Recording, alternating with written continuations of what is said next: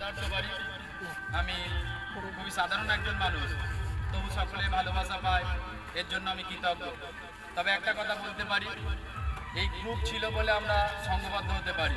কারণ যে কোনো আমি টিকটক করতাম, স্ন্যাকে আমি কোনোদিন করিনি, কিন্তু প্রোগ্রামগুলো করেছি।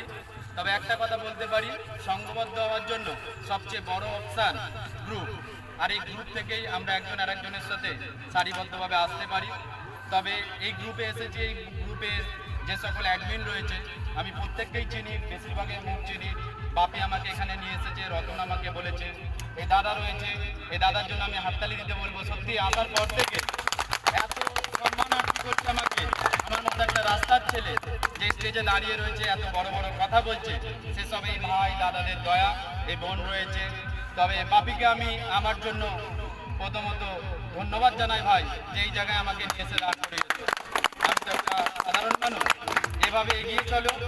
তবে জোর দিয়ে বলতে পারি, অ্যাপস আজ যেটা আছে কাল সেটা নাও থাকতে পারে, কিন্তু মানুষের সঙ্গে যে পারস্পরিক সম্পর্ক, এটা যেন আজীবন থাকে, এটা জোর দিয়ে বলবো। এবং সবাইকে মেনে চলতে বলবো যে আজ যে অ্যাপসের ওপরে আমরা আছি সেটাও কিন্তু ক্ষণস্থায়ী, কাল চলে যেতে পারে। কিন্তু অ্যাপসের যারা যে সকল মানুষের সাথে আমাদের আর্থিক সম্পর্ক গড়ে উঠেছে, সেটা যেন আজীবন থাকে। এটা আমাদের সকলের যেন এক বাণী হয় যে আমরা যে বন্ধুত্ব তৈরি করেছি সেটা অ্যাপসের দ্বারা হলেও সেই বন্ধুত্ব কিন্তু হৃদয় আত্মার মিল থাকা উচিত। এই বলে আমি আমার ছোট্ট বক্তব্য শেষ করলাম। Thank you everyone, thank you all.